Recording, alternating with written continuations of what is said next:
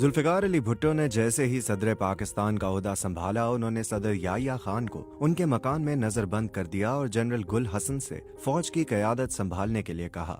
इसके बाद उन्होंने बरी फौज, बहरिया और फजाइया के 44 सीनियर अफसरान को ये कहते हुए बर्खास्त कर दिया कि वो मोटे हो गए हैं और उनका पेट बाहर आ गया है। मशरकी पाकिस्तान में शिकस्त पाकिस्तानी फौज को बैकफुट पर ले आई थी और जुल्फ़िकार अली भुट्टो ने उसका भरपूर फायदा उठाया। जुल्फ़िकार अली भुट्टो की वो कौन सी गलतियां हैं जो फौजी बगावत की बुनियाद बनी? आप सुन रहे हैं BBC उर्दू की ऑडियो स्टोरी और मैं हूं साद सुहेल।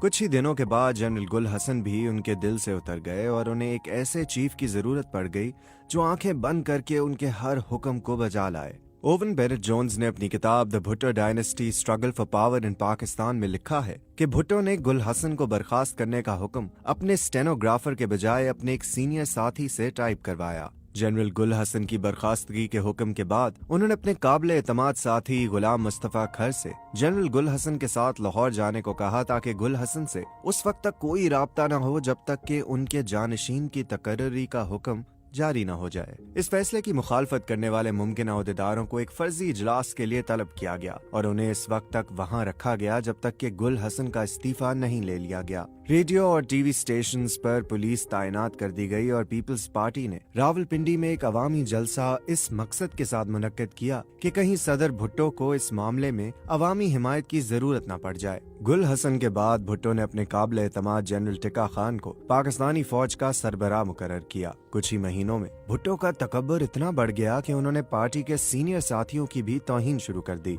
भुट्टो की सवाने उम्री जुल्फी भुट्टो ऑफ पाकिस्तान में स्टैनली वुलपर्ट ने लिखा कि 2 जुलाई 1974 को भुट्टो ने सदारती अमूर के वजीर जलालुद्दीन अब्दुल रहीम या जे रहीम और मुतअद्दिद सीनियर साथियों को इशाइये पर मदऊ किया। इशाइये का वक्त 8 बजे था, लेकिन मेजबान भुट्टो खुद वहां नहीं पहुंचे।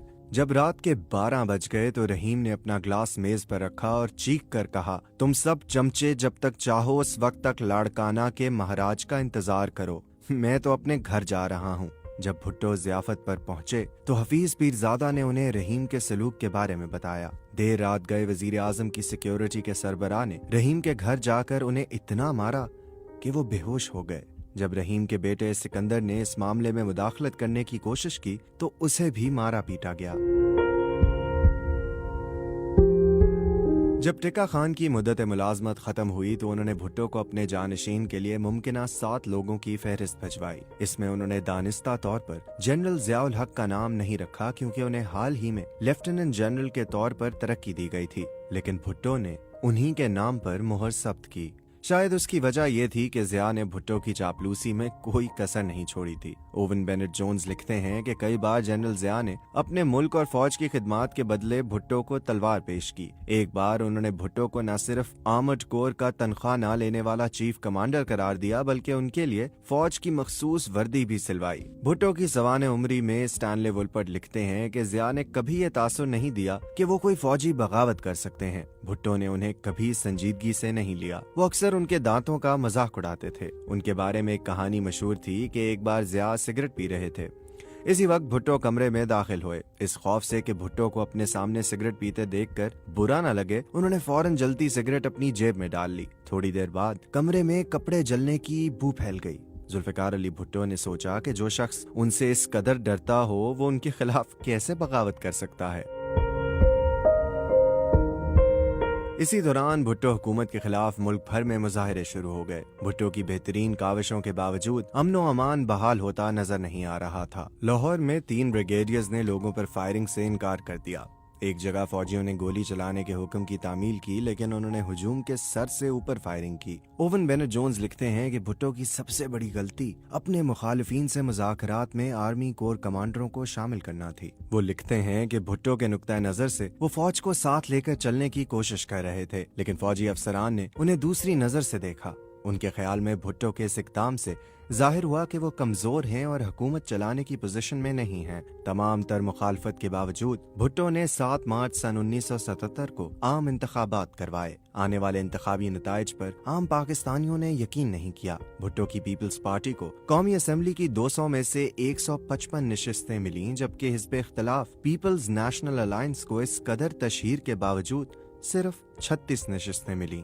सन 1970 के इंतखाबात में जब पीपल्स पार्टी अपनी मकबूलियत के अरूज पर थी, उस वक्त उसे सिर्फ 39% वोट मिले थे, जबकि इस इंतखाबात में उनका वोट 55% हो गया था। भुट्टो के खिलाफ हिज़्ब इख्तिलाफ की बड़ी इंतखाबी मुहिम के बावजूद उन्हें सिर्फ 39% वोट मिले। इंतखाबात के बाद के माहौल का जिक्र करते हुए कौसर नियाजी अपनी किताब lost days of premier Bhutto में लिखते हैं कि वजीर आजम की रिहाइश गाह पर हफीज पीरजादा, रफ़ी रजा और अपने 2 दोस्तों के साथ भुट्टो बैठे थे।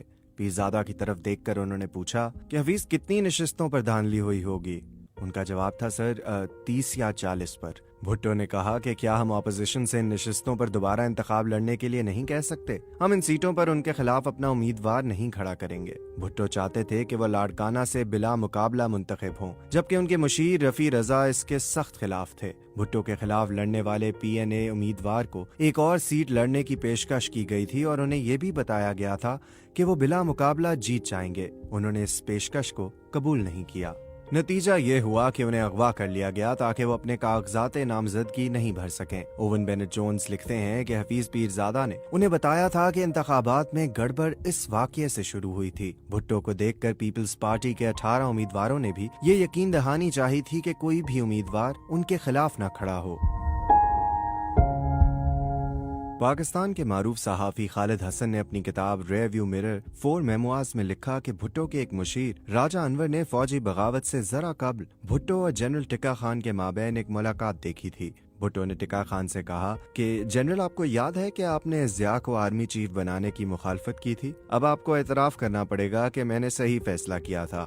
अगर कोई दूसरा आर्मी चीफ होता तो वो अमनो अमान का बहाना बनाकर अब तक ये इक़्तिदार संभाल चुका होता। 7 घंटे बाद ज़िया ने भी वही किया। गिरफ्तारी के बाद भुट्टो पर अपने सियासी हरीफ मोहम्मद अहमद खान कसूरी के कत्ल का इल्जाम आयद किया गया। सरकारी गवाह महमूद मसूद ने गवाही दी कि जुल्फ़िकार अली भुट्टो ने उन्हें कसूरी के कत्ल का हुक्म दिया था। विक्टोरिया स्कोफील्ड अपनी किताब भुट्टो ट्रायल्स एंड एग्जीक्यूशन में लिखती हैं कि मौलवी मुश्ताक हुसैन 5 जजों की बेंच के सरबराह थे। भुट्टो के साथ पुरानी दुश्मनी थी। जब भुट्टो इक़्तिदार में थे तो उन्होंने 2 बार जूनियर जजों को उनसे पहले प्रमोट किया था। समाअत के दौरान जब भुट्टो ने अदालत में खुसूसी तौर पर तामीर शुदा कटहरे में बैठे जाने के हुक्म पर बरहमी का इजहार किया तो मुश्ताक हुसैन ने तंजिया लहजे में कहा, हमें मालूम है कि आप आराम तलब जिंदगी गुजारने के आदी रहे हैं। इसका ख्याल करते हुए हमने कटहरे में आपके लिए कुर्सी का बंदोबस्त किया है, वरना आपको आम मुजरिमों की तरह बेंच पर ही बैठाया जाता। मुश्ताक ने भुट्टो को सजाए मौत सुना दी।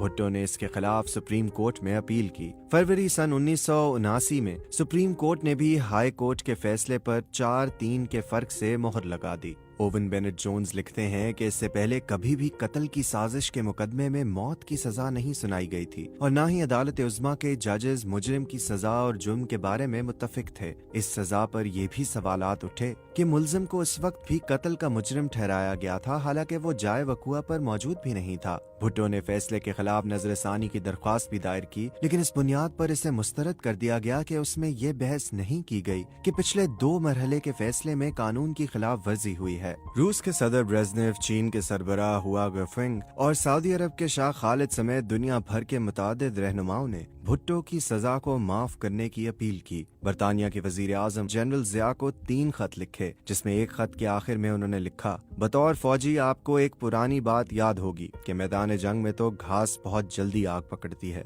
लेकिन तख्तादार पर कभी नहीं।